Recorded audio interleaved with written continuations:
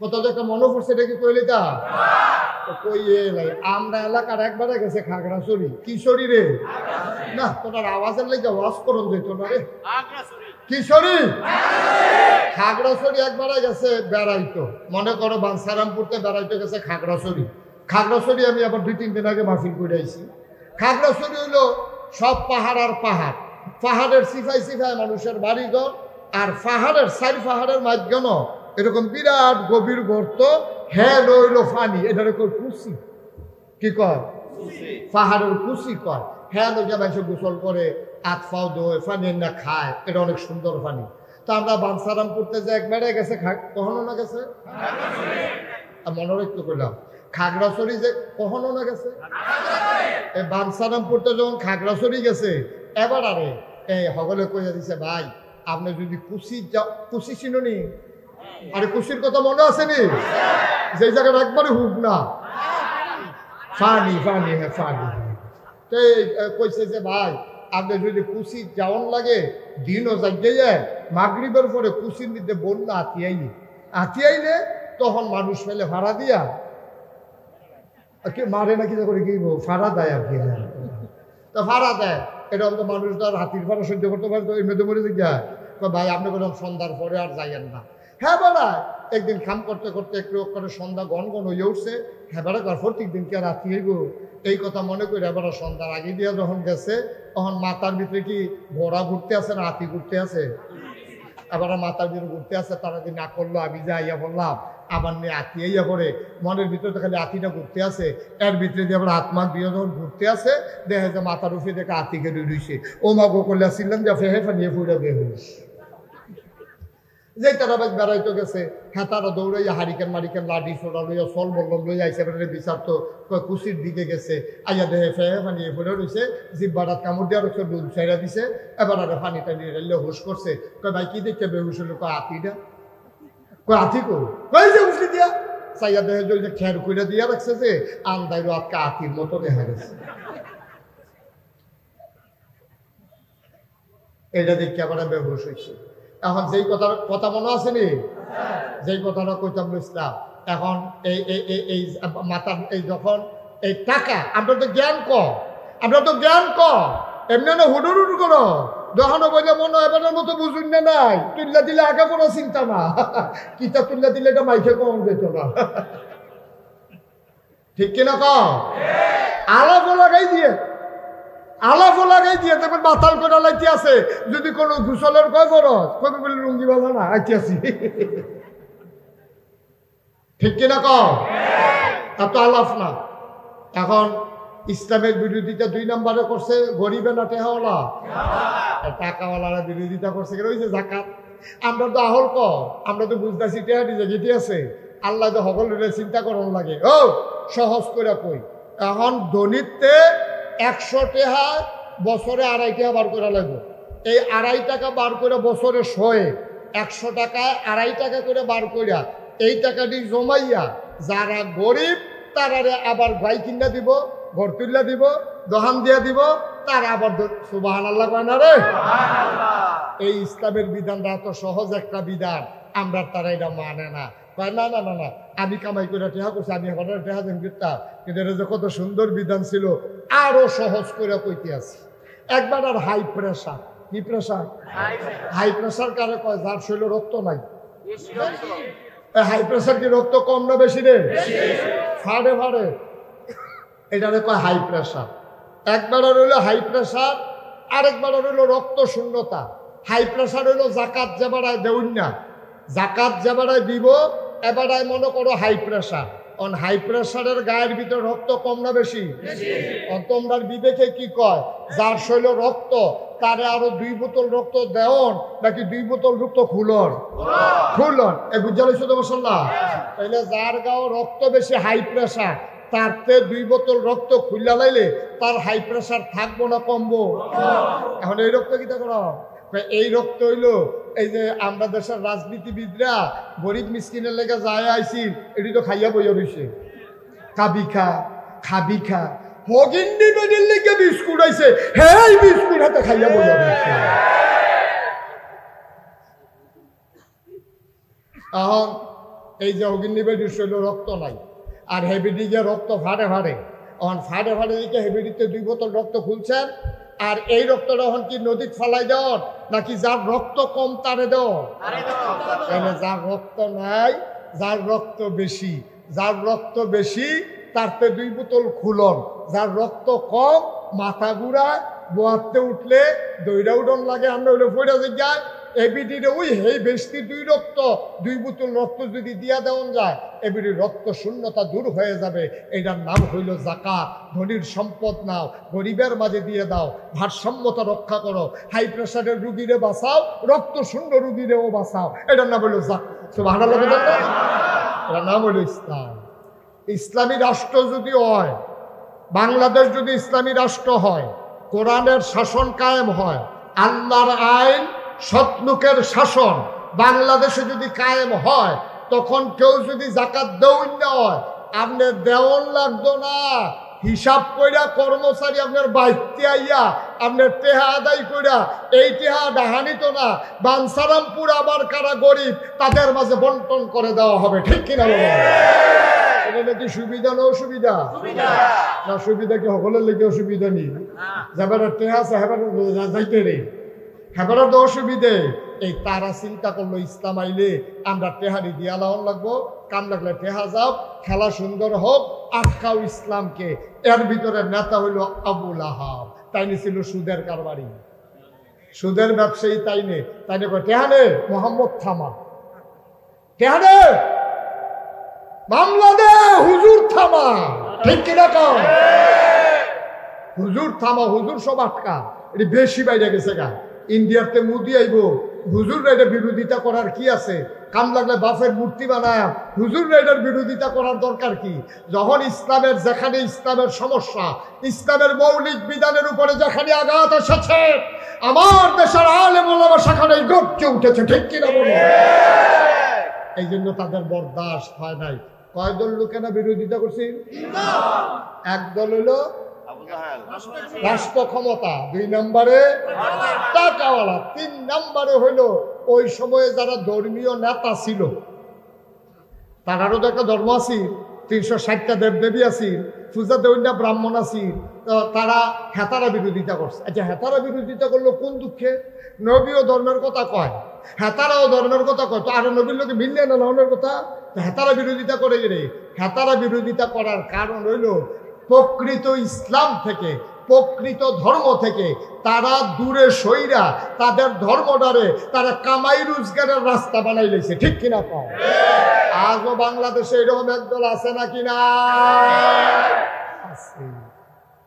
আজকে একদল বাংলাদেশে এমন আছে, ধর্মটারে ব্যবহার কইরা, এটারে ব্যবহার কইরা কইরা এটারে ইসলামটারে গজব কইরা, টুফি একটা মাথার দিয়া, দাড়ি কয়টা রাখিয়া, পাঞ্জাবি একটা গাও দিয়া, মনে হয় যেন কত্তরা হুজুর।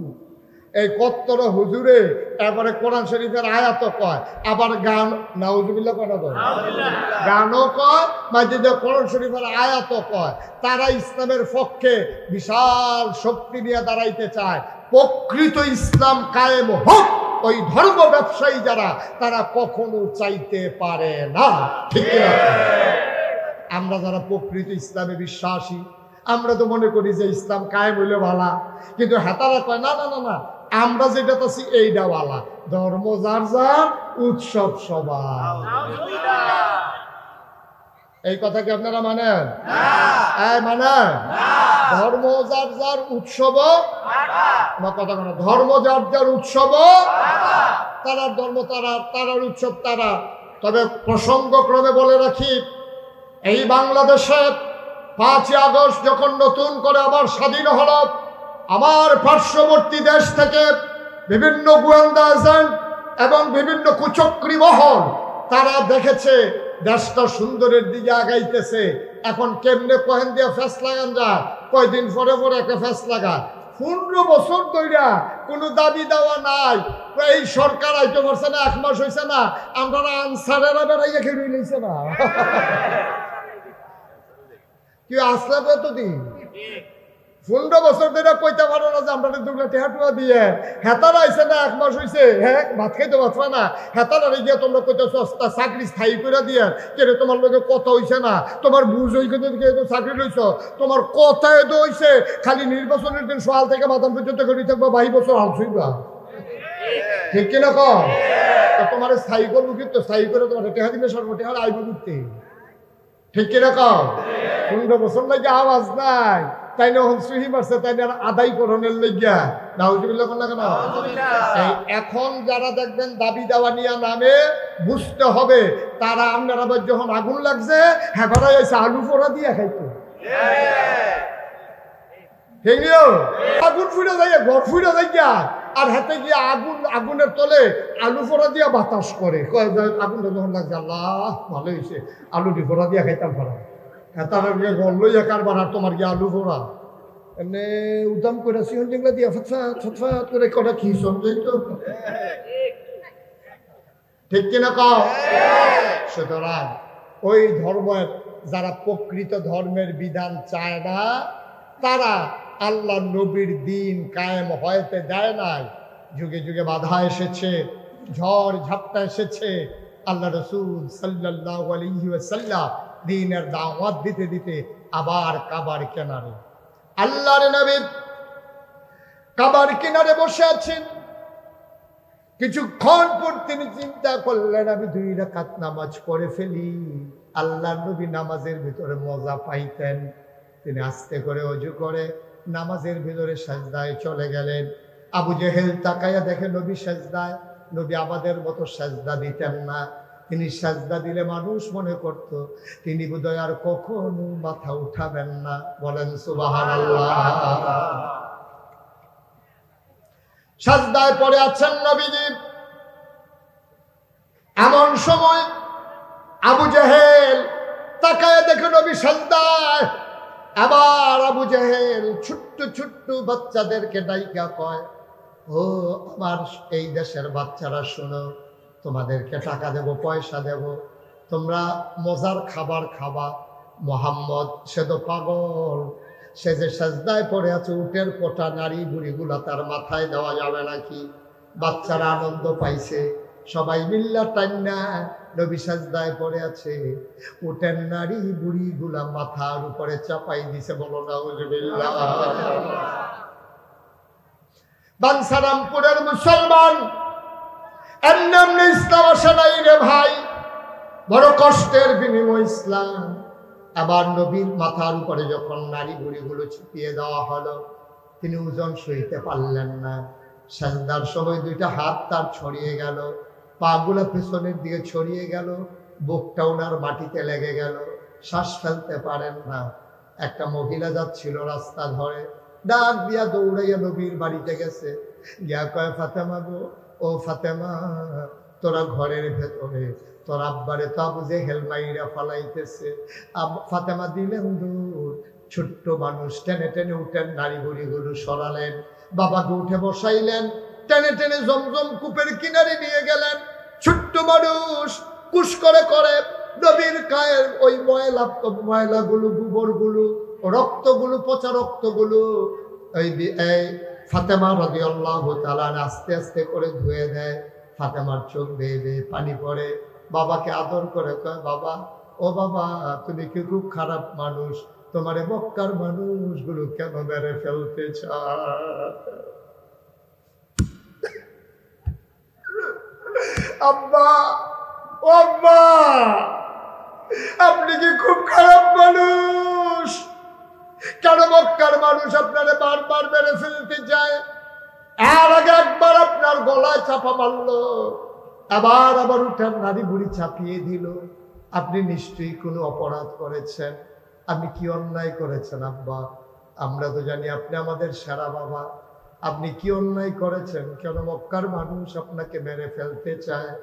আল্লাহর নবী কয় আমার অপরাধ তো অবশ্যই করেছি, আমি অপরাধ ছাড়া মানুষ না, আমার সবচেয়ে বড় একটা অপরাধ ওয়ামা নাকামু মিনহুম ইল্লা আইয়ুমিনু বিল্লাহিল আজিজিল হামিদ। আমার সবচেয়ে বড় একটা অপরাধ, আমি মহাপরাক্রমশালী এক আল্লাহর উপরে ঈমান এনেছি। যারা 1000 বছর আগে নবী যে অপরাধী, হাজারো জনতা বানসা রংপুরের এই জমিনে, আমরাও তো সেই অপরাধী, আমরাও তো এক আল্লাহর উপরে ঈমান এনেছি। সুতরাং কোনো সমস্যা নাই, কোনো ভয় নাই। ইসলাম এমনি আসা নাই দুনিয়াতে। এ পথ কখনো কুসুমাস্তীর্ণ নয়, এ পথ কণ্টকাকীর্ণ। আসো সবাই মিলে এগিয়ে যাই, সবাই মিলে সোনার একটা দেশ গড়ি। এই দেশের ভিতরে সংখ্যালঘু সংখ্যাগরিষ্ঠ নাই, হিন্দু হোক, বৌদ্ধ হোক, খ্রিস্টান হোক, আর ইহুদি হোক, আর মুসলমান হোক, এই দেশে যারাই বাস করবে আমরা সবাই মিলে বাংলাদেশি, ঠিক কিনা? সুতরাং সামনে দুর্গাপূজা আসতেছে, সাবধান। এই দুর্গাপূজাগুলোতে মুসলমানরা প্রয়োজনে শিফটিং ডিউটি করে পাহারা দিতে হবে, যেন কোনোভাবেই কোনো কুচক্রী ওই মন্দিরগুলোতে আগুন, মূর্তিগুলো ভেঙে আমাদের ভাবমূর্তি নষ্ট না করতে পারে। কারণ ভারতের মিডিয়াগুলো তাকিয়ে আছে, দুর্গাপূজা আসতেছে, মুসলমান যে কুদ্দুর বালা মানুষ, পূজার সময় দেখা যাবো যে এই তারায় পূজার ভিতরে আইয়া সেটা রাইতের সময় মূর্তি ভাঙ্গা একটা ফ্যাস লাগাইয়া ভাঙ্গে যদি 1টা 2-3টা সৈন্য বাড়াইয়া ভারতের পত্রিকায় কইব 1000 মন্দির ভাঙ্গা তুষ। একটা বাংলা এটারে 1000 বানাইবো। সুতরাং আমরা যারা মুসলমানের সন্তান, এই দেশটাকে আমরা মর্মে উপলব্ধি করি, আমরা যারা বক্ষে ধারণ করেছি দেশের মায়া, আমাদেরকে মনে রাখতে হবে মূর্তি এই দুর্গা পূজার সময় কোনো কুচুক্রি যেন ওই মন্দিরে আর পূজা মণ্ডপে হামলা করতে না পারে। এই ব্যাপারে আমরাই হচ্ছে অতন্ত্র প্রহরী, ঠিক কিনা বলো? কুরআনুল কারীমে কত সুন্দর করে ওয়াজ করে দিলেন। আল্লাহ বলেন, লা ইন শাকারতুম লা আযীদান্নাকুম।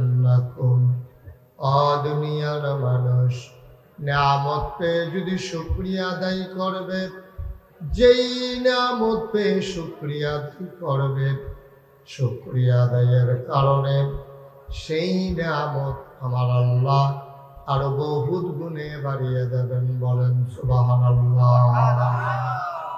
জুড়ে বলেন সবাই। মাহফিলের জন্য যে পরিবেশ দরকার, এটা এখন 10%ও নাই। এই যে লোকগুলাকে বসাই দিতে হবে। আপনারা যারা বাম পাশে দাঁড়িয়ে আছেন সবাই বসে পড়ুন। যে ক্যামেরা হচ্ছে নইলে পেছনে গিয়ে বসেন, সবাই বসেন, দাঁড়াই থেকে যাবেন। এই দিক দিয়ে সরেন, এই লোকগুলোকে সরাই দেন। কই মাহফিলের লোকজন কই? আর এখান থেকে আওয়াজ করতে বলে, এটা তো আমিই বলছি, আপনি সরাই দেন দিয়া। আবার কথা কয় এখানে দাঁড়াইয়া। আপনি যান, নিচে যান, গিয়ে সরান।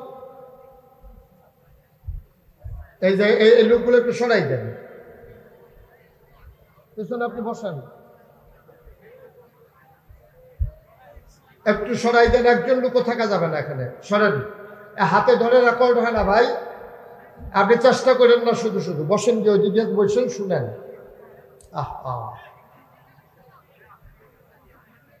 আপনি এইভাবে ধরে রেকর্ড করতে পারবেন?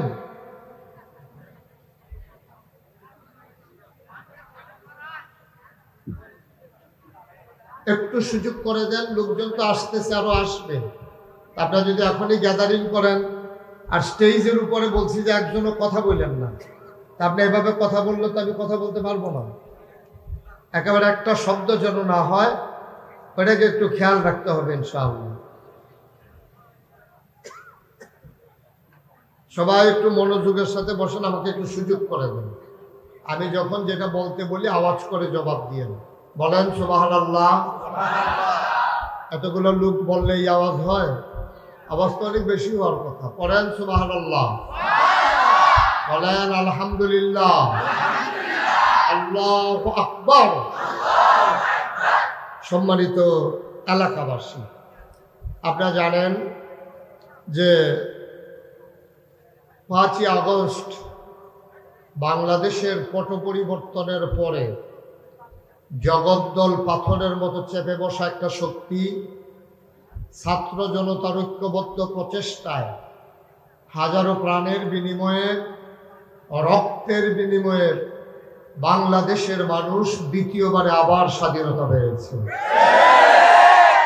এই স্বাধীনতার স্বাদ যদি উপভোগ করতে হয়, এই স্বাধীন দেশকে যদি আমরা সুন্দরভাবে গড়ে তুলতে চাই, সবাই মনোযোগের সাথে বসতে হবে এবং আমাকে কথা বলতে দিতে হবে, আপনাদেরকে কথা শুনতে হবে। আমরা কেমন করে চললে আমার বাংলা কাগজে পত্রে নয়, প্রকৃত অর্থেই সোনার বাংলা হবে, সেই সম্পর্কে আমরা কিছু কথা শুনবো ইনশাআল্লাহ। আল্লাহ যেন তৌফিক দান করে। সবাই পড়েন আমিন।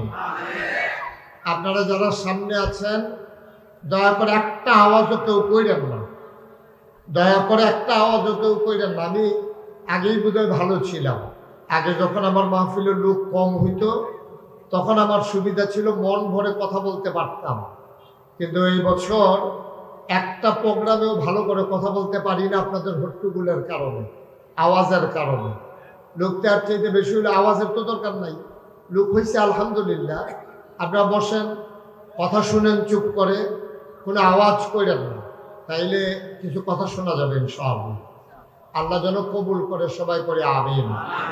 শুরুতে আল্লাহর কাছে দয়া চাই, আপনাদের কাছে দোয়া চাই। আল্লাহ যেন আমার মুখ দিয়ে সেই কথাগুলো বের করে দেন যেগুলো আমার জন্য দরকার এবং আপনাদের জন্য দরকার। সবাই পড়েন আমিন।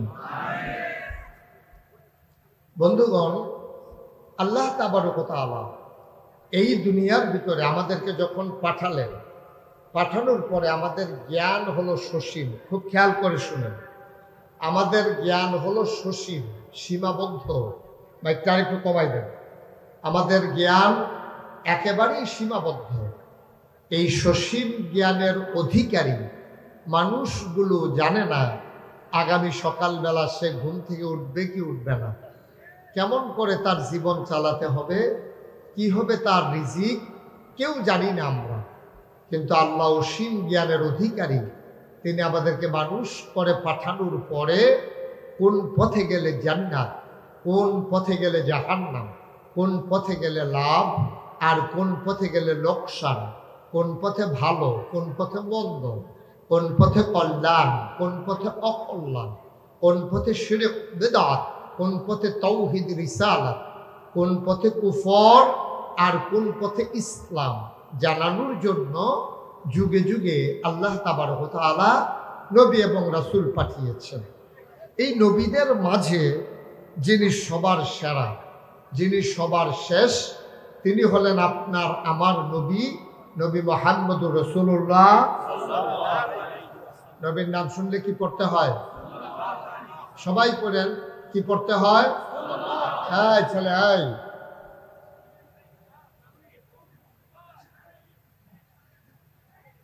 নবীর নাম শুনলে কি পড়তে হয়? দুই একদিন না বারবার, দুই একদিন না প্রতিদিন, দুই এক সপ্তাহ না প্রতি সপ্তাহ, দুই এক মাস না 12 মাস, দুই এক বছর না সারা জীবন আমরা পড়ব সাল্লাল্লাহু আলাইহি ওয়াসাল্লাম। ও মুসলমান,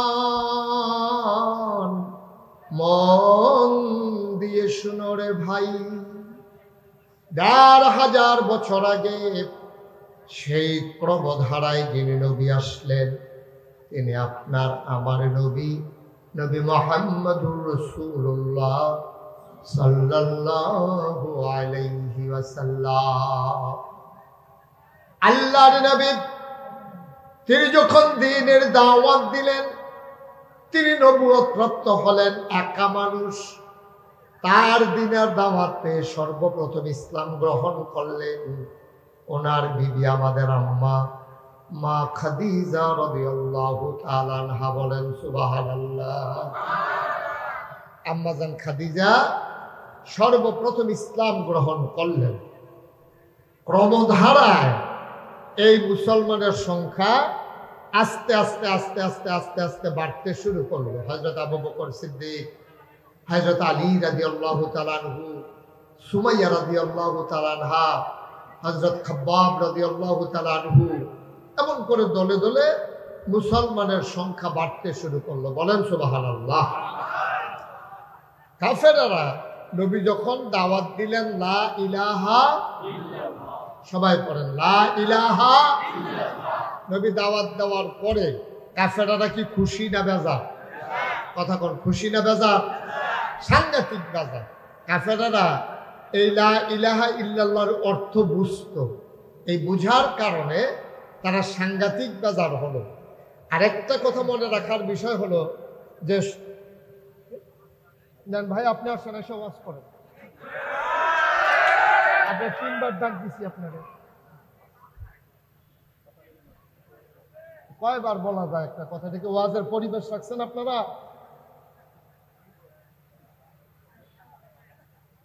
মঞ্চে বৈশা বৈশা আপনারা কথা বললে, সামনে কথা বললে তো আমরা আনছেন কেন আপনারা? আর বন্ধুরা যে শুধু ফোলা পাইন, এবার ফোলাইন মানুষ বুঝছে না কইয়া লাইছি। হ্যাঁ 15-20 মিনিট চলে গেল, আমি একটা পরিবেশই করতে পারলাম না আপনাদের জন্য। প্রচন্ড গরমের মাঝে কত দূর থেকে লোক আসছে, এক একজন মানুষের অবস্থা কি গরমে। আপনি 1000 টাকা দিয়ে একজন লোককে বসাই রাখতে পারবেন? কোরআনের মহব্বতে মানুষগুলো আসছে, আর আপনারা যদি সুযোগ না দেন তাইলে কি দরকার ছিল মাহফিল করা? পড়েন আলহামদুলিল্লাহ। 3 পতন নিস্তব্ধতার মাঝে কথা হবে, আর আমার কলিজার টুকরারা আমি যখন যেটা বলবো আওয়াজ করে জবাব দেবা ইনশাআল্লাহ। মঞ্চে যারা আছেন সবাই জবাব দিয়ে, অমনোযোগী হইয়েন না, এদিক সেদিক তাকাইয়েন না। বলেন সুবহানাল্লাহ, আল্লাহু আকবার, সবাই করা আমিন। নবী যখন দ্বীনের দাওয়াত দিলেন, সর্বপ্রথম যেই বাক্যটা দিয়া, কলমাটা দিয়া দাওয়াত দিলেন, এটা হচ্ছে লা ইলাহা ইল্লাল্লাহ মুহাম্মাদুর রাসূলুল্লাহ। এখন এই কলমা দিয়া যখন নবীজি দাওয়াত দিলেন, সর্বপ্রথম যারা ইসলামের দিকে ঝুঁকলো তারা হলো গরিব মানুষগুলো, অসহায় মানুষগুলো। মক্কায় ধনী মানুষগুলো ইসলামের পথে প্রথমে আসলো না, প্রথমে আসলো গরিব, অসহায়, বংশ ছাড়া, দুর্বল, এইরকম মানুষগুলো, কৃতদাস, গোলাম, এই মানুষগুলো প্রথম ইসলাম গ্রহণ করলো। ইসলাম গ্রহণ করে দলে দলে লোক যখন বাড়তে শুরু করলো, সর্বপ্রথম তারা চিন্তা করেছিল কাফেরেরা যে এইভাবে যদি মুসলমানের সংখ্যা বাড়ে তো ধমক দিলে, টিটকারি মারলে, মস্কারা করলে হয়তো সেই মুসলমান আর থাকবে না, আস্তে করে শেষ হয়ে যাবে। কিন্তু তারা টিটকারি মেরেছে, তারপর আপনার গালাগালি করেছে, মানুষের উপরে টুকটাক নির্যাতন করেছে, মানুষের সাথে খারাপ ব্যবহার করেছে। তারপরে মুসলমানের সংখ্যা দিন দিন কি কমতেছে না বাড়তেছে? মুসলমানের সংখ্যা দিন দিন বাড়তেছে। তখনকার জমানায় একটা সংসদ ছিল, সংসদটার নাম হলো দারুন নাদওয়া। আমাদের যেমন বাংলাদেশে সংসদ ভবন আছে, ভারতে যেমন আছে লোকসভা, ব্রিটেনে আছে পার্লামেন্ট, আমেরিকাতে আছে হোয়াইট হাউস। তৎকালীন জমানায় মক্কার কাফেরদের যে সংসদ, এটার নাম ছিল দারুন নাদওয়া। এই দারুন নাদওয়ায় তারা মিটিং ডাকছিল, ইমার্জেন্সি অ্যাসেম্বলি কল করলো, তাদের জরুরি অধিবেশন। সবাই মিলে পরামর্শ করলো যে মুসলমানের সংখ্যা যেভাবে বাড়তেছে, এখন কি করা? টিটকারি মারলাম, মস্কারা করলাম, কোনোভাবে তো মুসলমানের সংখ্যা কমতেছে না, এখন কি করা? সবাই মিলে সিদ্ধান্ত নিল। আফসোসের বিষয় হলো, ভয়ের বিষয় হলো, কিছুদিন পরেই হলো আমাদের হজ। কি কথা বলেন? কি হজ? তো হজের ভিতরে শুধু তো মক্কার লোক থাকবে না, হজের ভিতরে তো অন্য জায়গা থেকেও লোক আসে। সৌদি আরবে যখন হজ হয়, বাংলাদেশ থেকে লোক যায় নাকি যায় না? ইন্ডিয়া থেকে, পাকিস্তান, ইন্দোনেশিয়া, মালয়েশিয়া, সব জায়গা থেকে লোক যায়। তৎকালীন জমানায় এত দূর থেকে যেত না, কিন্তু জাজিরাতুল আরব, মক্কা ভূখণ্ডের চতুর্পার্শ্বে যারা ছিল, সিরিয়া, ইরান, ইরাক, পারস্য, তায়েফ, বিভিন্ন শহর থেকে, আবা, আল কাসিম, এই বিভিন্ন শহর থেকে মানুষ, মদিনা, দলে দলে লোক আসতো মক্কায়। মক্কায় আইসা তারা হজ করত। এখন তারা মিটিংয়ে বৈশা চিন্তা করতেছে যে আরে আগে তো নবীজি দাওয়া মোহাম্মদ দাওয়াত মোহাম্মদ বললে না কি বলতে হয়? ওই একজনও তো কইলেন না মোহাম্মদ। আগে তো দিনের দাওয়াত দিছে ঘরে ঘরে মক্কার নগরীতে। এখন যে হজ করতে বাইরের লোক আসবে আর মোহাম্মদ যদি এই দাওয়াত দিতে থাকে, তাহলে এই ইসলাম তো আর মক্কায় থাকবে না। ইসলাম চলে যাবে সিরিয়া, ইসলাম চলে যাবে তায়েফে, ইসলাম চলে যাবে মদিনায়, ইসলাম চলে যাবে ইরাকে, ইসলাম চলে যাবে ইরানে। এটা নিয়ে তাদের মারাত্মক টেনশন। সবাই মিলে এখন চিন্তা করলো এখন কি করা যায়। এখন সবাই মিলে একটা বুদ্ধি করছে। কই কি বুদ্ধি? কই ইসলাম যেন এই মক্কার বাইরে যেতে না পারে। মক্কায় যেই যেই রাস্তা দিয়া লোকগুলা ঢুকবে, যেমন আপনাদের এই গ্রামের নাম কি? আইয়ুবপুর। এখন আইয়ুবপুর গ্রামে এই ঢুকার মতো কয়েকটা রাস্তা আছে। এখন মক্কায় ঢুকার মতো কয়েকটা রাস্তা ছিল। কাফেরারা সিদ্ধান্ত নিছে প্রতিটা রাস্তার মুখে মদিনার লোকজন যেদিক দিয়ে আসে এদিকে একদল, সিরিয়ার লোক যেদিক দিয়ে আসে, তায়েফের লোক যেদিক দিয়ে আসে, নানান জায়গায় দলে দলে আমাদের লোকজন দাঁড়াই থাকবে। যারাই হজে আসবে তাদেরকে বলা হবে, ভাই আপনি হজে আসছেন ভালো কথা, আপনারা কয়জন আসছেন? আমরা তো মনে করেন যে আমরা তো আসছি 50 জন। তা আপনারা কি 50 জন যে আইছেন সবাই লইয়া যাইতেন চান নাকি 2-4 জন রাখিয়া যাইতেন চান? কবে এটা কি কথা কইলেন? আমরা হজে আইছি তো সবাই নিয়ে যাবো না আবার ফিরত? 2-4 জন রাখিয়া যাবো কি করতে? 2-4 জন লোক যদি রাখিয়া যাইতেন না চান, তাহলে আমরা 10 জন জাদুঘর বাড়ুছি। নাউজুবিল্লাহ আজকে কর জোরে কর নাউজুবিল্লাহ। আমরা 10 জাদুঘর বাড়ুইছে। এবার আর কথার ভিতরে এমন জাদু, বউয়ে যদি এবার আর কথা শুনে যাবে তেল গড়ে দিকে, বাহে যদি এবার আর কথা শুনে ফুটের তেল গড়ে দিকে, ভাই যদি এটা কি হলো ভাই, ভাই যদি কথা শুনে তাইলে ভাইয়ের থেকে আলগা হয়ে যাবে। এইরকম আজব এক জাদুঘর। নাউজুবিল্লাহ বলবেন না? এখন কি করা? আপনারা যখন ঢুকবেন এই পাগলের কাছেও যাবেন না। তো ওনারা জিজ্ঞেস করছে, ভাই পাগলের কি নাম? তাই পাগলের নাম হলো মুহাম্মদ সাল্লাল্লাহু আলাইহি ওয়াসাল্লাম। Thank you. সবাই কইয়েন এই ধুম ধরে ডিব্বা যেমন বইয়া থাকে বাঁচবেন কয় বছর? কইয়া দিয়ে বলে জিজ্ঞা আমিন ক। এই জাদুকরের নাম কি? মুহাম্মদুর রাসূলুল্লাহ। এই মাশাআল্লাহ এখন একটা পরিবেশ হইতে আছে। নবীজির নাম শুনলে আমার জন্য অপেক্ষা করেন না, এটা আমরা সবাই বলে দেব মুহাম্মদুর সাল্লাল্লাহু আলাইহি ওয়াসাল্লাম। এখন সবাই যখন এই কথা বলছে, এটা তো টেনশনের বিষয়। আচ্ছা ঠিক আছে, আমরা কেউ কাছেও যাব না, তার কথাও শুনবো না। এই তোমরা সব সাবধান থাকবা, জিগাইবা যার লোকের কথা কইবা নাম কি জিগাইবা, যদি হলো যে মোহাম্মদ, এবার আর কাছেও যাওয়ার দরকার নাই। এই কথার পরে হজ শেষ। হজের কাজকর্ম যখন শেষ হয়েছে তখন একজন আরেকজনের কয়, ভাই আবার বাইচ্ছে আইলে না মক্কা শরীফ আইতাম, আইসি যখন ওই যে ফাগলের কথা কইছিল এক নজর কুদুর চাইয়া যাইতাম, আইসিয়ে যখন ফাগলটা চাইয়া যাই আর আইনা না, সুবহানাল্লাহ বলবেন না? আর আইনা না, এই ফাগলটা কুদুর চাইয়েই যাই। এই কথা কই আছে না। এখন একজন আরেকজনকে জিগা, ভাই এই যারে পায় তারে ভাই মোহাম্মদের বাড়ি কোনটা? ভাই এই কথাটাই আর কইেন না। বাংলাদেশেও দেখবেন এখন যে মাহফিলটার ভিতরে লোক আছে, যদি এই মাহফিলটার সাইডে একটা ফাগল থাকতো, দেখবেন হ্যাঁ 2 গুণ লোক থাকতো, বেরিয়ে চাইতে হইল ফাগল ফাগল টেবিলে ফাগল। আবার ফাগলের কিছু সাংকেতিক চিহ্ন আছে, দেখবেন কোন ফাগল কি কইলে সেতে এইটা দেখবেন। আবার এই ফলাফাইন জানে তো হেতারে গিয়ে এটা কয়, তো হেতে একটা গালি দেয়, চিল্লান দেয়, এই জমছে আর কি খেলা। নাউজুবিল্লাহ বলতেন না?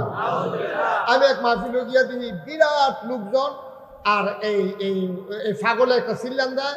আমি ওই চিল্লান দেয় কে রে? কয় তারে গরম জিলাপি কইলেতেছে কেউ, গরম জিলাপি কইলে তার সাথে উঠতে যায়।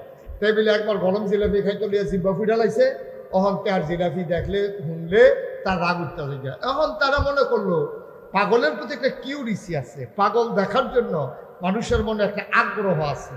এখন মদিনার যারা মুসলমান, বিভিন্ন দেশের যারা মুসলমান, তারা যারে পায় তার জিগায়, ভাই এই মোহাম্মদ যে একটা পাগল বাড়ি গুন্ডা, আরে হ্যার কথা আর কই না, গরজামাই থাকে। নাউজুবিল্লাহ না? কথা তো সত্য, কইছে একটু টিটকারি বাইরে আর কি। নবীজি তো থাকে আম্মাজান খাদিজার বাড়িতে। এখন সবাই ঘর দেখাই দিছে, সবাই মিল্লা পাগল দেখতে গেছে। যাওয়ার পরে দেখে যে একজন লোক ওই বাড়ি থেকে বের হয়ে আসতেছে। দেখে বলতে, ভাই এই বাড়িতে নাকি একজন পাগল আছে। কয় কিরকম? কয় আমরা শুনলাম এখানে একজন পাগল আছে। তো যখন দেখছে যে লোকটা আসছে, ওনার সুন্দর দাড়ি, কি সুন্দর ওনার চোখের ভ্রু, কি সুন্দর তার চোখের পাতা, কি সুন্দর তার কপাল, কি সুন্দর তার হাস। সুবহানাল্লাহ কয় না? ওনারে জিজ্ঞাসা, ভাই এই ব্যক্তি পাগল আছে? কয় কোন বাড়িতে? কয় এই বাড়িতে। কয় পাগলের নাম কি? কয় মোহাম্মদ। কয় আমিও তো। সুবহানাল্লাহ বলবেন না? পাগলের কি নাম? কয় মোহাম্মদ। কয় আমিও তো মোহাম্মদ। আপনি পাগল? সুবহানাল্লাহ বলবেন না? কারিমিয়া পাগল দেখলাম সারা জীবন চুলগুলো উস্কু খুস্কু, দাড়ির ভিতরে জট লেগে আছে, 15 বছর ধরে গোসল নাই, খাটাসের গন্ধে লগে দিয়ে আরম জানা, বুতাম থাকলে 5টা এর ভিতরে আছে 2টা লাগাই রাখছে কোন ইচ্ছা করিয়া। তারপরে লুঙ্গি যায় একটা পেন্সিল, এইটাও সাইডুকুল দিয়া সিরা। এই কারবার হলো পাগলের। লোক বড় বড় মুসের কারণে ঠোঁট দেখা যায় না, আর আপনি পাগল। এখন সবাই মিল্লা কইতে আছে, আপনি যদি পাগল হন তাহলে আমরা যারা আপনারা দেখতাম আইছি আমরাও পাগল। সুবহানাল্লাহ কইতেন না? নবীজি ডাক দিয়া কই, পাগলামি যেমন তেমন পাগলামি না, এটা ইচ্ছা করলে হয়ে যাওয়া যায় না। যার সাদা বুঝা টুজা আয়ার এই পাগল হইতে হলে প্রথমে যে কলমা পড়তে হবে, লা ইলাহা ইল্লাল্লাহ মুহাম্মাদুর। এখন সব মিল্লা গেছে আলগা জায়গা গিয়েছে। রেখো ভাই, এখন তো লোকটারে দেখলাম যে এটা তো পাগল মনে হয় না। উনি যেই কথাগুলো, আমরা কি সবাই একমত? তো সবাই মিল্লা একমত হয়েছে, হোক আমরা সবাই একমত আছি, আমরা রাজি আছি, কোনো টেনশন নাই। সবাই মিল্লা আবার নবীজির কাছে আসছে, আয়সা বলতেছে, ইয়া রাসূলুল্লাহ, ইয়া হাবিব আল্লাহ। সুবহানাল্লাহ বলবেন না? ও আল্লাহর নবী, হাতটা বাড়িয়ে দেন দেখি। আল্লাহর নবী হাত মোবারক বাড়িয়ে দিলেন। মানুষগুলো নবীর হাতে হাত রাখলেন। সবাই মিলে নবীর দিকে তাকায় কয়, আপনার মতো সুন্দর মানুষ যদি পাগল হয়, এত সুন্দর চেহারা, এত সুন্দর যার কথা, এত সুন্দর যার হাসি, গায়ের ভিতরে জান্নাতি গন্ধ, সুবহানাল্লাহ কয় না? এই মানুষটা যদি পাগল হয়, আপনি হাতটা বাড়াইয়া কলেমা পড়াইয়া আমাদেরকেও পাগল বানাই দেয়। নবীজির সাথে সাথে পড়াই দিলেন, লা ইলাহা ইল্লাল্লাহু মুহাম্মাদুর রাসূলুল্লাহ। মহব্বতের সাথে পড়েন, লা ইলাহা ইল্লাল্লাহ, লা ইলাহা ইল্লাল্লাহ, লা ইলাহা ইল্লাল্লাহ। চিনি ছাড়া বলছিলাম, চিনি দেওয়া। জোরে জোরে লা ইলাহা, আরো জোরে লা ইলাহা, লা ইলাহা, লা ইলাহা, মাশাআল্লাহ, লা ইলাহা। আসমান জমিন গায়রুল্লাহ, পাহাড় পর্বত গায়রুল্লাহ। আসমান জমিন গায়রুল্লাহ, পাহাড় পর্বত গায়রুল্লাহ। শুধু তুমি মাবুদ এক আল্লাহ, লা ইলাহা ইল্লাল্লাহ, লা ইলাহা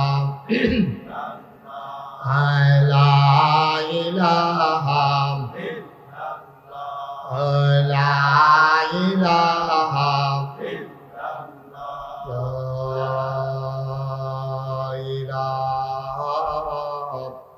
ইল্লাল্লাহ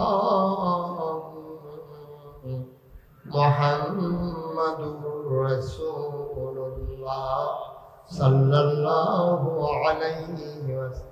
সবাই পড়েন আলহামদুলিল্লাহ। বন্ধুরা আমার, ভাইরা আমার, মুসলমানের সংখ্যা মক্কা ছেড়ে যখন বাইরে ছড়িয়ে পড়ল, মক্কায় সংখ্যা হয় দিন দিন আস্তে আস্তে বাড়তে শুরু করলো। কাফেরেরা চিন্তা করলো, কথায় হবে না, টিটকারি মস্কারাতে হবে না, অনেকভাবে বোঝানো হলো, কোনোভাবেই যখন কাজ হলো না, আবার কাফেররা নির্যাতন শুরু করে দিল। নতুন করে যারা মুসলমান হলো তাদের উপরে অকথ্য নির্যাতন শুরু হয়ে গেল। বলেন নাউজুবিল্লাহ। হযরত খাব্বাব রাদিয়াল্লাহু তাআলা আনহু ইসলামের একজন নির্যাতন সহ্যকারী প্রথম দিকের মুসলমান, আমিরুল মুমিনিন, খলিফাতুল মুসলিমিন হযরত ওমর যখন ক্ষমতার মসনদে আরোহী, তিনি মাঝে মাঝে সাহাবাদেরকে ডেকে বলতেন, আমাকে নসিহত করেন, আমি যেন ভালো থাকতে পারি, আমি যেন খারাপ হয়ে না যাই। দেখেন কত বড় কথা। ইসলামের দ্বিতীয় খলিফা, জান্নাতের সুসংবাদ প্রাপ্ত দ্বিতীয় মানুষ, আমিরুল মুমিনিন খলিফাতুল মুসলিমিন হযরত ওমর রাদিয়াল্লাহু তাআলা আনহু, যার ব্যাপারে নবী বলেছেন, আনা খাতামুন নাবিয়্যিন লা নাবিয়্যা বা'দি, আমি হলাম সর্বশেষ নবী, আমার পরে আর নবী নাই। বলেন সুবহানাল্লাহ। এত বড় মানুষটা দুনিয়ায় থাকতে জান্নাতের যিনি সুসংবাদ পেয়েছেন 10 জন মানুষ, তার ভিতরে দ্বিতীয় মানুষ হযরত ওমর। ওমর একদিন খাব্বাব রাদিয়াল্লাহু তাআলা আনহুকে মসজিদে নববীতে ডেকে পাঠালেন। উনি আসলেন, হযরত ওমর বলে, আপনি পাঞ্জাবিটা একটু খুলেন দেখি। ওমর জানতেন ওনার পিঠের কি অবস্থা। পাঞ্জাবিটা খুলে দেওয়া হলো। উনি বললেন, আমার দিকে একটু ঘুরে বসেন। হযরত খাব্বাব রাদিয়াল্লাহু তাআলা আনহু ওমরের দিকে ঘুরে বসলেন। তিনি তাকায়া দেখলেন পিঠের ভিতরে এরকম পোড়া পোড়া ছোট ছোট গর্ত দেখা যায়। ওমর হাত ধরা আর চোখের পানি ছেড়ে দিও ঝরে কান্দে।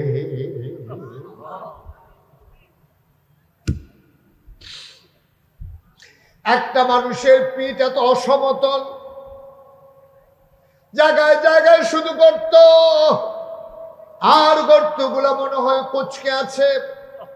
এটি কেমন গর্ত? হযরত ওমর হাত বুলায় গর্তের ভিতরে আঙ্গুল দেয় আর নিজে চোখের পানি ছেড়ে দিয়ে কান্দে। তিনি ডাক দিয়ে, আপনার পিঠের অবস্থা এমন হলো কেমন আমাকে জানান। হযরত খাব্বাব কয়, আমার উমাইয়ার, ওই যে উমাইয়া আমার যিনি মালিক ছিল, আমি যখন এক আল্লাহ বলে ডাকতাম, আর আমার যারা ওই মালিক ছিল, আমার যিনি মনিব ছিলেন, তিনি আমাকে যখন পিটাইতেন, পিটাইতে পিটাইতে যখন রক্তাক্ত করে ফেলতেন, দিনের আলো যখন থাকতো না, তখন তিনি কতগুলো লাকড়ি আগুন ধরাইয়া কয়লা বানাইয়া জ্বলন্ত কয়লার উপরে লম্বা করে আমারে শোয়াই দিতে। জ্বলন্ত কয়লাগুলো আমার পিঠের ভিতরে ঢুকে যেত।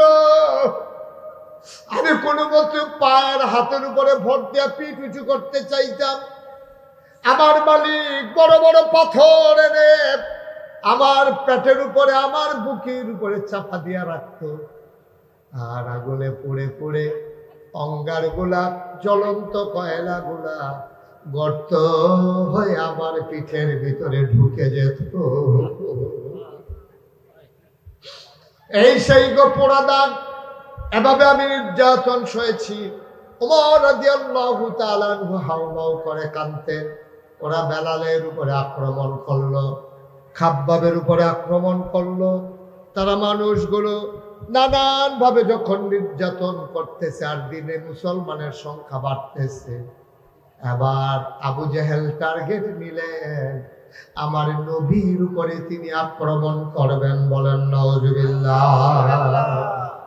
আল্লাহ নবী কাবার কিনারে হেলান দিয়ে বসে আছেন। খুব খেয়াল করো, নবীজি কাবার কিনারে হেলান দিয়ে বসে আছেন। এমন সময় এই আবু জেহেল আইসা নবীজির সাথে দাঁড়াইছে। এখন আবু জেহেলের সাথে নবীজির কোনো ঝগড়া নাই, কোনো বিবাদ নাই, টাকা পয়সার কোনো লেনদেনও নাই। তারপরে আবু জেহেল আইসা নবীরে ডাক দিয়া দাঁড় করাইছে। এখন প্রশ্ন হলো, আবু জেহেল কেন নবীকে মারতে যায়?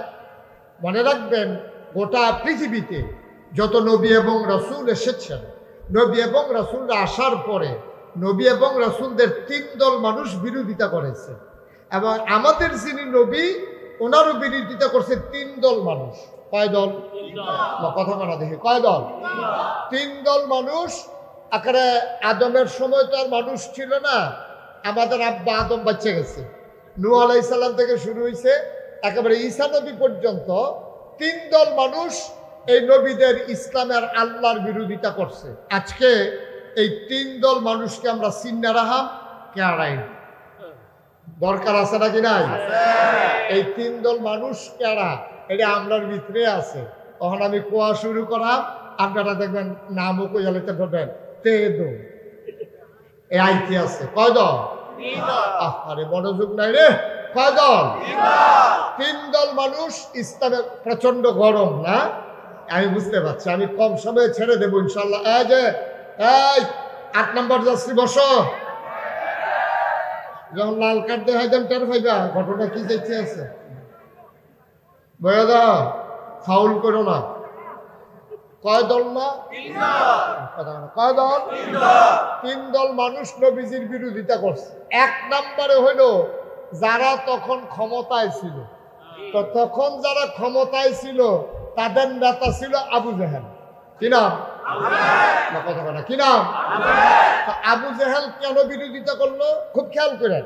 সিহন কথা কইলে বুঝবেন, বুঝানোর ভিতরে আমি মাশাআল্লাহ খারাপ না ভালোই। অনেকে কইছে কই হুজুর আপনার ওয়াজ যে তারা না বুঝে তার আর ওয়াজ হইন্ডা লাভ নাই।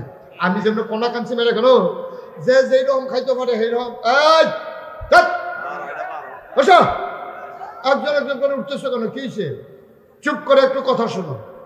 আমি এই খাউন্না আনতা যে খানা দিতাম পারি, মনে করেন দুধের বাচ্চা, তো তারে তো আর ভাত দেওয়ান যেত না, তারে ফিডারে বুড়ে দুধ দেওয়ান লাগবো। তো কোনো মতে দুধ ছাড়াইয়া মাত্র কিছু কিছু খাইতে পারে, তারে ডাইলের পানি দিয়ে কষালন দিয়ে ঠিক নিও। এরপরে যারা শক্ত খায় খাইব, অক্ষরে যারা নরম দাঁত নাই সমস্যা, কাম লাগলে বদনার ভিতরে বইরা নল দিয়া মার হাবা বানা দাও। একেবারে বুঝ মতো কথা লইয়া বাজ যাবেন। কয় দল না? কয় দল না? পক্ষে না বিপক্ষে? কারণ এক দল হইল রাষ্ট্রীয় ক্ষমতা, রাজা বাদশাহ যারা থাকে তারা 1 নম্বর ইসলামের বিরোধিতা করে, অহনো করে, আগেও করছে, লেখা রাখেন সামনের দিনও করব। ঠিক কিনা কন? কারণ যারা ক্ষমতায় যায় তারার কাছে ইসলামের চাইতে ক্ষমতা বড়। ঠিক কিনা বলো? কাম লাগলে ইসলাম দাঁড়াত লাগো, তারা ক্ষমতায় থাকলে সারে। যারা ইসলাম রে সাইড কইরা ক্ষমতায় থাকতে চায়, ইতিহাস প্রমাণ করেছে রান্না করা গরম ভাতও খাইয়া যাইতে পারে না। এই হচ্ছে বাস্তবতা, এটা ইতিহাস না। অকেরে রিসেন্টলি মানে কয়দিন আগে আর কি হেইনি রে, তাইলে বোঝা গেল আপনি ইসলামের লগে দ্বন্দ্ব করে থাইকা লাইবেন আল্লাহর মার দুনিয়ার বা। ঠিক কিনা কর? আল্লাহ যেন হেফাজত করে, সবাই কোনা আমিন। তো নবীজি যখন দিনের দাওয়াত দেয়, আমরা এই যেমন বাংলাদেশের প্রধানমন্ত্রী, তখনকার প্রধানমন্ত্রী হলেন মনে করেন আবু জেহেল। তো আবু জেহেলে চিন্তা করলো, খুব খেয়াল করেন সিহন কথা তাই বলছি আমরা। আবু জেহেল চিন্তা করলো মোহাম্মদের যে কয় লা ইলাহা লা ইলাহা এর দূর থাকে না গেলে না বাইরে আমি কয়াম লা ইলাহা শুনে কথা লা ইলাহা। এই কথা মানি কি? এই কথা মানি আপনারা কইলাম বুঝছেন না, আমি আগে বুঝতাম না মাদ্রাসা পড়নের আগে, ওখানে না বুঝি অর্থ কিতা। লা ইলাহা মানে কোনো ইলাহা, খেয়াল করেন, লা ইলাহা কোনো ইলাহা নাই। ইলাহ কারে কয়? কোনো মাবুদ নাই, কোনো মাসুক নাই, কোনো মাউজুদ নাই, কোনো মাকসুদ নাই, কোনো রিজিক দাতা নাই, কোনো হায়াত দাতা নাই, কোনো মৌত দাতা নাই। নাই বলতে না, এটা হলো লা ইলাহা। এবার ইল্লাল্লাহটা কিটা? হ্যাঁ আছে একজন, তিনি কে? আল্লাহ। এখন এই কথাটা যদি হয় তাহলে আইনদাতা নাই, বিধানদাতা নাই, রিজিক দাতা নাই, মৌত দাতা নাই, তাহলে আবু জেহেলের আইনে মক্কা চলে। আপনারা কি শুনেন না যে ছেলেরা কথা বললো লগে দিয়ে কি আর কোনো মানুষ নাই তার লগে দিয়া? এখন যখন কইলো লা ইলাহা, কোনো ইলাহ নাই, অর্থাৎ কোনো আইনদাতা নাই, কারো কোনো আইন নাই। ইনিল হুকমু ইল্লা লিল্লাহ, আইন চলবে শুধু কার? আল্লাহ। আরে বুঝে অন্য কইেন কার? আল্লাহ। এই কথা যদি কয় তখন আইন চলতে আছে আবু জেহেলে। নবীজি যদি আইয়া কয় আইন চলবে একমাত্র আল্লাহ, তাহলে আবু জেহেল কি আছে না গেছে রে? এইটা তো তোমরা এটা বুঝছো না। আবু জেহেলে তো বুঝতে লিছে বটুকি না, কারণ তো আরবি বুঝে, তো আরবি বুঝে দেখে বুঝতে লিছে রে লা ইলাহা ইল্লাল্লাহ, তো লা ইলাহা ইল্লাল্লাহ না রে, লা ইলাহা ইল্লাল্লাহ মানে আমি আবু জেহেলের ক্ষমতা নাই। আবু জেহেলের ক্ষমতা নাই। আবু জেহেল কি মোহাম্মদের পক্ষে থাকবো? বা কথা বলা পক্ষে থাকবো? যখন দেখছে বাংলাদেশে যারা ইসলামকে কায়েম করতে চায়, বাংলাদেশে যারা ভারতের আধিপত্য মেনে নেয় না, যারা বলে আইন চলবে একমাত্র আল্লাহর, ঘুম হত্যা সন্ত্রাস করে ক্ষমতায় থাকা যাবে না, ওই ইসলামী মানুষগুলো আলেম ওলামাগুলো যখন ওই তাদের বিরুদ্ধে দাঁড়িয়ে গেল, তারা চিন্তা করলো ক্ষমতার বিরুদ্ধে একমাত্র শক্তি হলো আলেম ওলামা, সুতরাং আলেম ওলামাকে থামিয়ে দাও। ঠিক কিনা বলো? এই জন্য আমরা দেখেছি ওই 13ই শাপলা চত্বরের ঘটনা ঘটেছে। এই বাংলাদেশে সন্ত্রাসী, লুটতরাজকারী, জানাকারী, ডাকাত, চোর, বদমাইশ যারা রডের বদলে, এই রডের বদলে ব্রিজও বাস দেয়, কন্ট্রাক্টরের নামে আঙ্গুল ফুল্লা কলা গাছ হয়, নির্বাচনের আগে গাছ ধরে ঘেরিতে ফাঁস করণের পরে তারে কাটলে পুরোটা গেলাম খাওয়ান যাবো। ঠিক নি রে?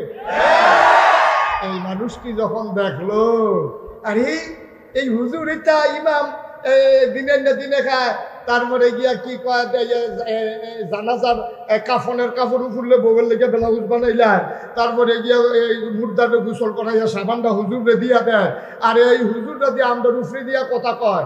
যখন দেখছে যে ওলামায়ে কেরাম এই দেশে স্বাধীনভাবে রাষ্ট্র ক্ষমতা পরিচালনা করতে গেলে ওলামায়ে কেরামদেরকে দাবাইতে হবে, তখন এই বাংলাদেশের রাষ্ট্রীয় ক্ষমতায় মসনদে যারা আসীন আছে, সন্ত্রাসী, ডাকাত, চোর, বদমাইশ, শার্টের বোতাম খুলে বাজারে হাঁটে, তাদেরকে পুলিশ দেখে না, অথচ বাংলাদেশের জেলখানাগুলো আমার আলেম ওলামা দিয়ে ভরে গেছে। ঠিক কিনা বলো?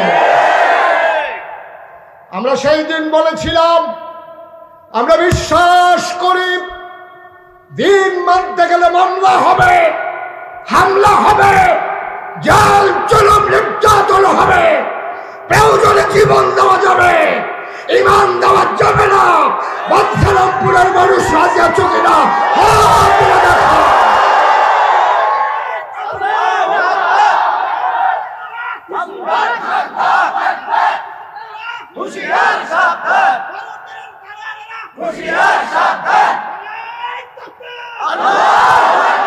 সবাই পড়ে না আমি এটা আজ নতুন না। আবু জেহেলে বাড়াইয়া অসভ্য, এই অসভ্য এই কাম শুরু করছে নবীজির উপরে। নবীজি বইয়া রয়েছে, কথা মনে আছে নিও? কয় দল না? আবু জেহেল ক্ষমতায়, তখন দেখছে যে নবীজি যখন আসল বাধা, তখন কয় মাইরা লাইলে ভালো হইব। তখন নবীজি বসে রয়েছে কাবা, কথা মনে আছে নিও? কাবা ঘরে হেলান দিয়া নবীজি বইয়া রয়েছে, আবু জেহেলে আস্তে করে টিপা টিপা টিপা টিপা টিপা টিপা তা আইসে নবীজির কাছে, আইয়া দেখে সাইডুগুল দিয়ে কোনো মানুষজন নাই, না দেখাতে সাইড ফেল চাইয়া যখন দেখছে যে কোনো মানুষজন নাই, নবীজির কাছে আইয়া সেরা কি আসনি বালা কই আসে রে? নবীজি তো সরল বিশ্বাসে বইয়া রয়েছে, হাতে গায়ের চাদরটা খুললা নবীজির গলার ভিতরে একটা ফেস দিয়া নবীজিরে ফাঁসি খাওয়াইয়া, নবীর চোখগুলা মনে হয় বেরো হয়ে যাবে, গালগুলো হয়ে গেছে লাল, নবীজি কানতে কানতে এইরকম কোনো মতো সুইটটা তারপরে বাইতেছে, বাইতাইয়া কান্নাকাটি শুরু করছে, বাইতাইয়া কানতে আছে। নবীজি চুপ করে বসে আছে, কেউ তার কোনো কথা কয় না। এর ভিতরে নবীর চাচা ছিল আমির হামজা, সুবহানাল্লাহ কইতেন না? নবীর আমির হামজা, নবীর চাচা, এবারে আবার শিকারিওয়ালা আছিল, হরিণ শিকার করতো, তারপরে রাজহাঁস শিকার করতো। এবারে এই কাবাগরের কাছে দায়িত্ব লইছে পরে এক বেরিস এই এক ভিক্ষুক মহিলা, এক কাজের মহিলা দেখে সে আমির হামজারের সামনে দিয়ে দাঁড়াইছে, দাঁড়াইয়া কয় মোহাম্মদ তোমার কি হয়? কয় আমার বাতিজা। কই কি আর তোমার বাতিজা, তোমরা রক্তের কোনো টান আছে? কেমনে সেট তুলন দেখবে খেলেছে বলা আর কি কয় যে কি কও? আমার বাতিজা একটা ফুলের টোহা দিয়া মক্কায় কেউ থাকবো, কয় ফুলের টোহা তোমার বাতিজা তো মাইরে এলেই তুলেছিল। কয় কেড়াইরা? আবু জাহেল কয় থেকে কেউ হনো হনো গিয়া দেখে যে কাবাগরের সামনে দাঁড়াই রয়েছে।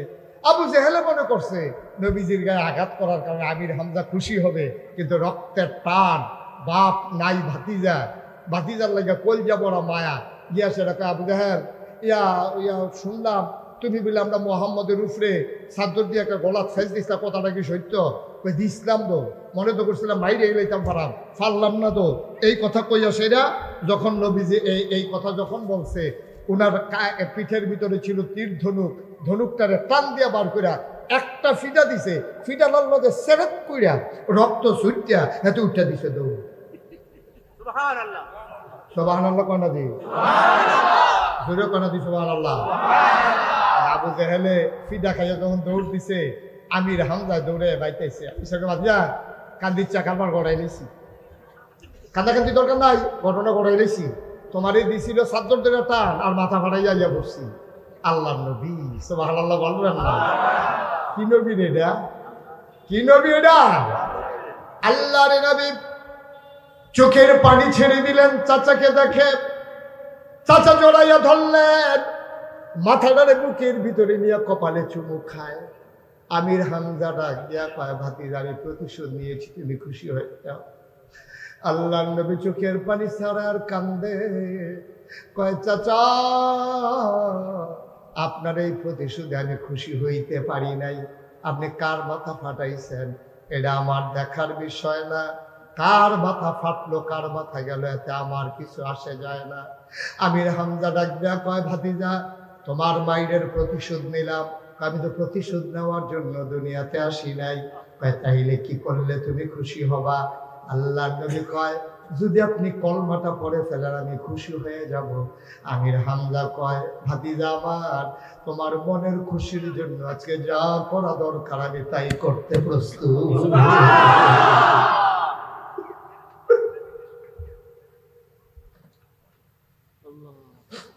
মোহাম্মদরা তোর আব্বা নাই, জন্মের আগেই তুই আব্বা হারাইছস, 6 বছর বয়সে মা হারাইছস, 9 বছর বয়সে তোর দাদাও হারাইছস। আমরা তোর জন্য কিচ্ছু করতে পারি নাই, তোর গায়ে আঘাত করেছে, আমার কলিজা মানে নাই, আমি আবু জাহেলকে ছাড়ি নাই। আল্লাহ নবী কয়, চাচা আমি তো এত খুশি হব না, আপনি দয়া করে কলমাটা পড়লে আমি খুশি হই। আল্লাহ নবী যখন চোখের পানি ছেড়ে দিলেন, আমির হামজা একটা সেকেন্ড দেরি করলেন না, ভাতিজার হাত ধরে চোখে চোখ রেখে তিনি মুচকি হেসে পড়ে নিলেন, লা ইলাহা ইল্লাল্লাহু মুহাম্মাদুর রাসূলুল্লাহ সাল্লাল্লাহু আলাইহি ওয়াসাল্লাম। কয় দল? সচেতন শ্রোতা, কয় দল? এক দল হলো যারা ক্ষমতায় থাকে, যুগে যুগে তারা ইসলামের দুশ্মনী করেছে বেশি, মসজিদের মিম্বার গুলোতে ইমামদেরকে কথা বলতে দেয় নাই, ঠিক কিনা কও? মসজিদে কি একটা বেড়াগিরি, হ্যাঁ রে, মসজিদে ইমামরে কথা বলতে দেয় না, মাদ্রাসার ভিতরে শিক্ষকরে শিক্ষক করতে দেয় না, মনে হয় যেন সব কিছু এমন ভাবে মনে হয় যেন তারা ছাড়ার দুনিয়াতে মানুষ নাই। মনে রাখবা, এইভাবে বিরোধিতা করে, এইভাবে শক্তি প্রয়োগ করে, কারো মনের ভিতরে জায়গা নেওয়া যায় না, ঠিক কিনা? একদল হলো ওই যারা ক্ষমতায় থাকে তারা ইসলামের বিরোধিতা করে। 2 নাম্বার হলো যারা টাকাওয়ালা। টাকাওয়ালা কেন বিরোধিতা করে? তারা বুঝা ফেলাইছে ইসলাম হলো এমন একটা ধর্ম, খুব খেয়াল করে, ইসলাম হলো এমন একটা ধর্ম, এটার ভিতরে একটা বিধান আছে, এটার নাম হলো জাকাত। এটার নাম কি? জাকাত। আরে কি কইতাম রে, ও গুমা কইরা মেহনত করে টেহা করাই কামাই করাম আমি, আর 1000 শতে দিলে 2.5 টেহা কইরা বছরে একবার দিয়া লাউন লাগবে, তবে মিথ্যা টেহা।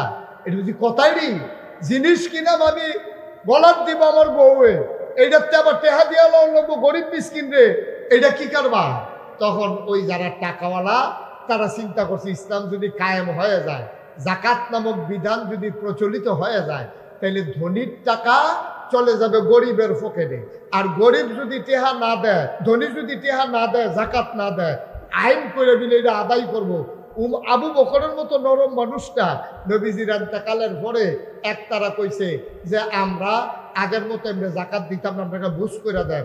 আবু বকরের মতো নরম মানুষটা ফাল দিয়ে উঠতে কয়, এই সৈন্যবাহিনী রেডি হোক, যারা ইসলামের জাকাতের মতো বিধানকে অস্বীকার করে তারা মুসলমান থাকতে পারে, সুতরাং তাদেরকে ছাড়া হবে না। উমরে গিয়ে বুঝাইছে আবু বকর, এখন বোধহয় এই সত্য জায়গা যাওয়াটা ঠিক হইতো না, এমনি দুনিয়াতে নবীজি নাই, এর ভিত্তিতে যদি আমরা এত গরম হইয়া যাই। না না না না, তারা যদি একটা যেই দড়িটা আগে দিত জাকাত, উডের লোকে যে দড়িটা, এই দড়িটাও যদি না দেয় আমি আবু বকর মানি না। সুবহানাল্লাহ বলবেন না? কি বিধান দেখছেন? আমার কাছেও প্রথম আমার কাছেও চিন্তা লাগতো, মেহনত করে টেহা করাই কামাই করাম আমি, তো 2.5 টাকা করে দিতাম কিরে। আল্লাহ যে কি আল্লাহ ওই শুরুতে কইতাম, ওনার জ্ঞান হলো অসীম, আমরার জ্ঞান হলো সসীম। আমরা দরজা লাগাই নিলে বাইরে আর দেখি না, ডুব দিয়া লাইলে উফরে আর দেখি, ঠিক নি রে? দরজা লাগাই লাইলে বাইরে দেখে না, ডুব দিয়া লাইলে উফরে দেখে না। আর আন্দাজ রইতে তো খের কুইরা দেয় তো কিতা মনে করে দৌড় দিতে ছিলেন যে বেহুশ নাতে, ঠিক নিও, ঠিক নিও, ঠিক নিও, ঠিক নিও, ঠিক নিও, ঠিক নিও, ঠিক নিও।